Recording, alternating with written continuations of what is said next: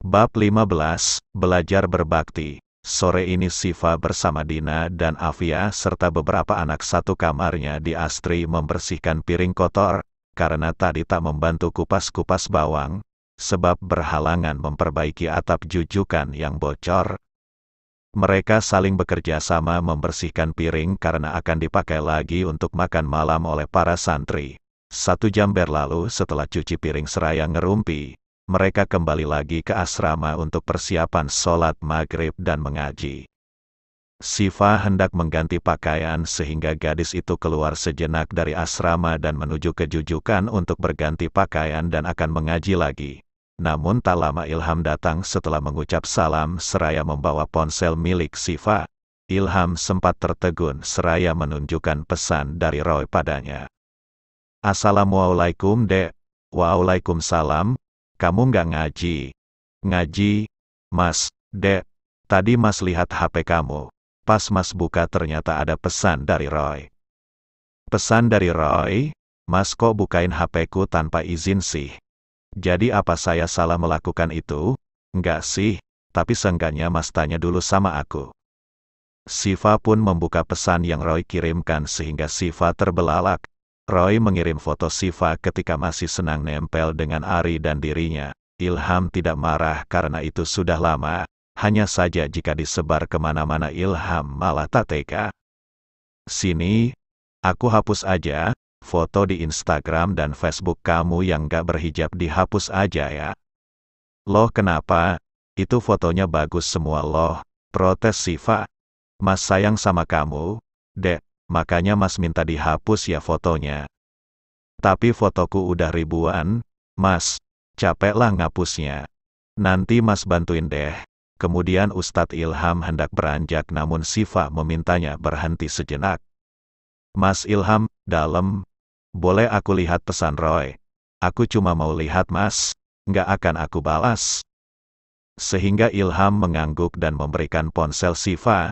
Melihat pesan berupa foto Roy yang aneh di sana, semua wajah Nasya dirubah menjadi wajah Lucinta Luna di sana. "Mas Ham, ini kenapa wajahku jadi wajah Lucinta Luna semua? Mas yang rubah tadi?" "Abis Mas kesal. Setelah ini hapus ya fotonya, dan minta Roy untuk nggak menyebarkan fotomu kemana-mana." Tita Ilham kemudian meninggalkan Siva. Padahal hendak bertanya pada Ilham mengenai mukenahnya yang ternyata tak hilang, namun terselip di lemarinya. Siva pun melihat semua foto yang Roy kirimkan dengan hashtag kangen kamu. Siva tersenyum ketika Ilham mengedit wajahnya sehingga beranjak meletakkan ponselnya di nakas. Malam ini, sudah tidak bocor lagi. Namun Ilham terlihat membuka ponsel Siva dan menghapus semua foto Siva yang diupload tanpa hijab. Siva hanya bisa pasrah ketika Ilham melakukan hal itu. "Semuanya udah Mas hapus. Dan kenapa kamu malah nggak upload foto nikahan kita, Dek? Padahal Mas upload loh ke media sosial." "Bukan nggak mau upload Mas, tapi belum sempat." "Ham, ini Facebook Mas, ini Instagram Mas, dan ini passwordnya. Mas aja yang upload ke Instagramku. Ini punyaku. Follow aku Mas." "Baiklah." Kemudian Siva pun melihat foto profil mereka bersanding jadi pengantin. Sedangkan Siva tak upload satupun foto mereka. Ilham tak pernah buat status ataupun upload foto di Instagram. Hanya foto tentang dakwah dan video yang bermanfaat. "Ini pertama kalinya Mas post foto?" tanya Siva. "Iya. Mas post itu aja, Ham." Kemudian melihat tangan Siva yang menganggur, tentu Ilham tak menyia-nyiakannya. Siva hendak menarik tangannya. Namun Ilham menahan tangan itu dan tak mau melepaskannya. Ilham penasaran akan sesuatu dan hendak menanyakannya pada Siva. "Dek, apa kamu sayang sama saya? Kenapa Mas tanya itu?" "Karena kamu berubah setelah menikah. Di awal saya merasa kalau kamu juga cinta sama saya. Tapi kok setelah saya sudah mendapatkan kamu malah nggak mau diajak malam pertama. Apa kamu menyesal menikah dengan saya?" "Bukan nggak mau Mas. Tapi aku belum siap. Tapi sampai kapan saya harus menunggunya?" "Aku takut Mas." "Takut apa? Takut sakit atau takut keenakan?" Mas apa sih? Ilham tersenyum sehingga menyandarkan kepalanya di bahu Siva. Siva tak menolaknya. Setelah melakukan itu Siva pun melihat ponselnya lagi seraya tersenyum. Ilham makin mengeratkan genggaman tangannya. Dan ketiduran di bahu Siva. Siva yang terlalu fokus dengan ponselnya sampai tak menyadari jika saat ini Ilham sudah terlelap. Mas Ilham ini tidur ya? Tanya Siva kemudian beranjak memindahkan tubuh Ilham ke bantal. Bagaimana mengatakan jika Siva memang belum siap, tapi memang tak menundanya. Karena baginya masih terlalu kecil untuk melakukannya bersama Ilham yang notabene sudah cukup umur dan dirinya yang masih bau kencur. Itu menurut penilaian Siva. Padahal bagi Ilham, untuk sunnah Rasul tak masalah jika masih bau kencur, yang penting dia sudah balik. Terlalu lama mengobrol dengan suaminya membuatnya lupa kalau Siva hendak mengaji. Sehingga gegas mendatangi pengajian meski telat, namun setidaknya Siva masih bisa mengikutinya. "Fa, kamu kenapa ngaji? Nggak masalah kok, udah pada paham," ucap Afia. "Paham gimana? Pak Ustadz bukannya lagi nggak enak badan ya? Harusnya kan dia yang ngajar hari ini makanya digantikan sama Ustadz Malik." "Oh gitu ya? Kok kayaknya tadi nggak sakit deh." Siva tetap mengikuti pengajian hingga ketika selesai segera gadis itu pun gegas kejujukan setelah mengetahui kalau Ilham sakit seperti penuturan dari kawannya. Ketika tiba di jujukan masuk perlahan untuk mengucap salam, nampak Ilham menempelkan koyo di kedua pelipisnya. Siva jadi bingung, sepertinya tadi tak apa-apa kenapa jadi ada layar tancap menempel di wajah Ilham. "Mas Ilham, iya, dia demam sih," Siva menyadari setelah ia periksa kondisi tubuhnya. "Kok ditempel koyo semua sih?" Kemudian Siva mengambil air hangat dan mengompres kening Ilham. "Dek," ucap Ilham sedikit menggigil. "Mas kenapa nggak bilang kalau lagi sakit?" "Mas nggak sakit, cuma pusing." "Ya udah istirahat ya." "Iya dek," sahut Ilham sehingga tersenyum. Siva mengelus rambut Ilham yang tidur menempel padanya. Pagi ini, Siva izin dari rutinitas sementara waktu karena hendak merawat Ilham. Gadis itu memilih membuatkan nasi goreng dengan melihat tutorialnya di Google. Meski tak bisa masak, Siva setidaknya punya keinginan untuk bisa masak. Setelah subuh, Ilham memutuskan untuk tidur lagi, karena kepalanya masih sedikit pusing. Namun bunyi berisik di dapur membuat Ilham terkesiap.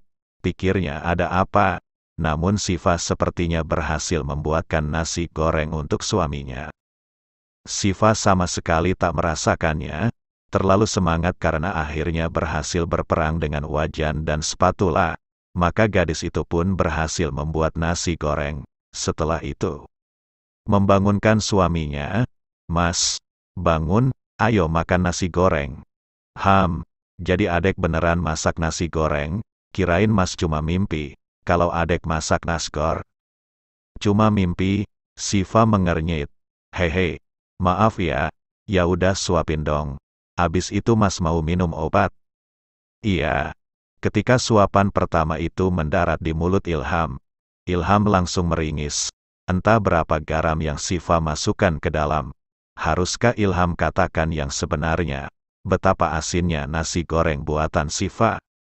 "Dek, tadi garamnya berapa banyak?" tanya Ilham.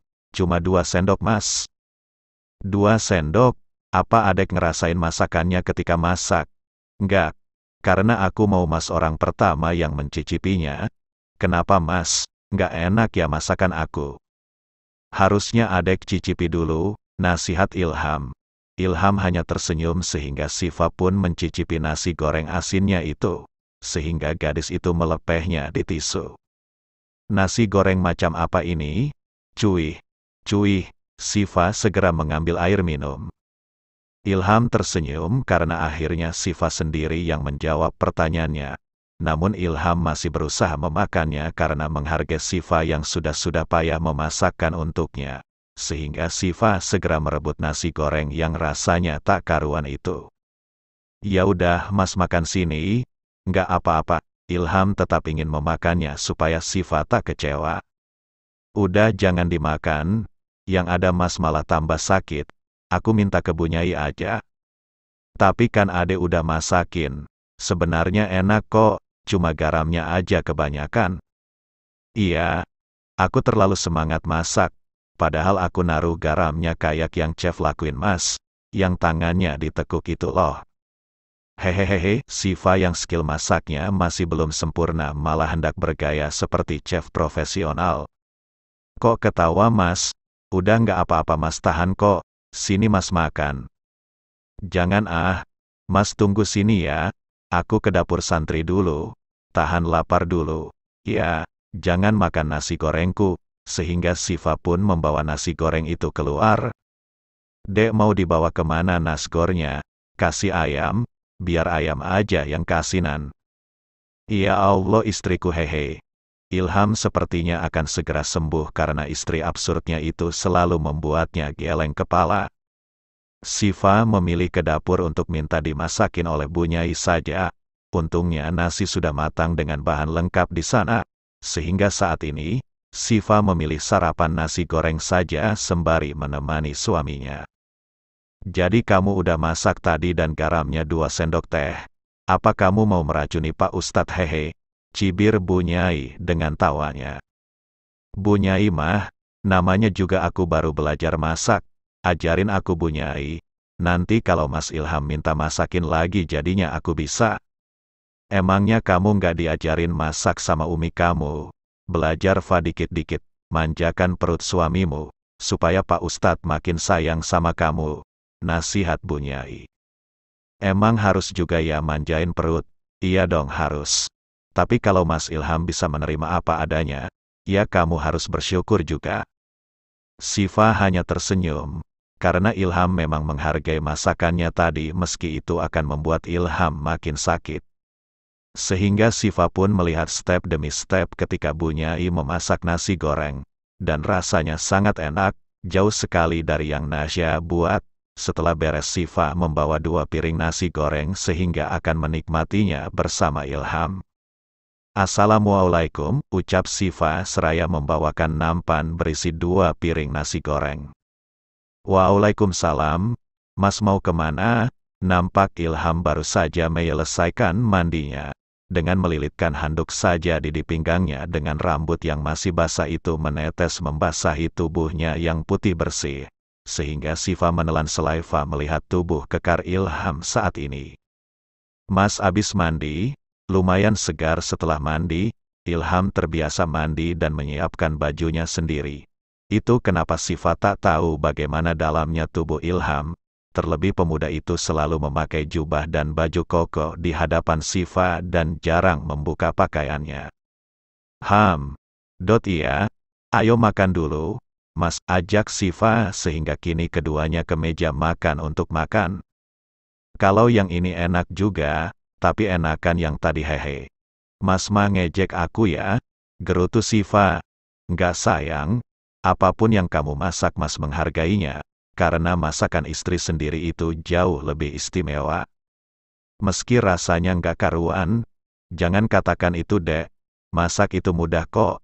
Mas yakin kalau kamu ada niat untuk belajar, pasti kamu akan bisa memasaknya. Sahut Ilham seraya mengelus pucuk kepala istrinya. Makasih ya Mas, ucap Siva, sama-sama sayang. Gimana kondisi Mas? Masih pusing nggak? Tanya Siva seraya mengecek kening dan tengkuk Ilham dengan jemarinya. Namun Ilham meraih tangan itu, dan mengarahkannya ke dada Ilham. Siva merasakan debaran jantung yang berpacu cepat. Mas tanganku, Siva hendak menarik tangannya. Kondisi saya saat ini sedang mencintaimu. Dek, jawab Ilham namun tak juga melepaskan tangan Siva membuat gadis itu ikut deg-degan. Apa sih? Gombal amat. Gombalin kamu kan berpahala. Kamu bahagia nggak dek Mas gombalin kayak gini? Kalau aku bilang iya, nanti dia kegeeran lagi, batin Siva. Biasa aja. Oh gitu ya, ucap Ilham seraya tersenyum. Setelah sarapan, Siva kembali bersama ke pondok asrama bersama Ilham. Ilham gegas ke ruang pengajar, dan menangani tugasnya. Sakitnya tak terasa karena perhatian Siva yang begitu besar untuknya. Tak lama Siva menuju ke asrama lagi. Namun dengan sengaja kaki Linda membuat Siva tersungkur. Ringis Siva. Emang enak. Itu balasan karena kamu mempemalukan aku waktu itu, seloroh Linda. Siva gegas bangkit dan menatap Nyalang. Memilih tak menghiraukan gadis itu. Siva masih berusaha sabar menghadapi sikap buruk Linda padanya. Ia tak ingin akhlaknya dicap buruk karena akhlak adalah penilaian pertama di pondok. Akhlak menentukan pantaskah seseorang itu lulus menjadi ustadz dan ustazah. Karena akhlak yang menilai adalah lingkungan. Aku nggak level ya ladenin cewek kurang kerjaan macam kamu. Jangan sampai aku banting kamu dan kamu langsung kena mental karena kelakuanmu sendiri. Ancam Najwa sehingga Ninda menelan selaiva kasar.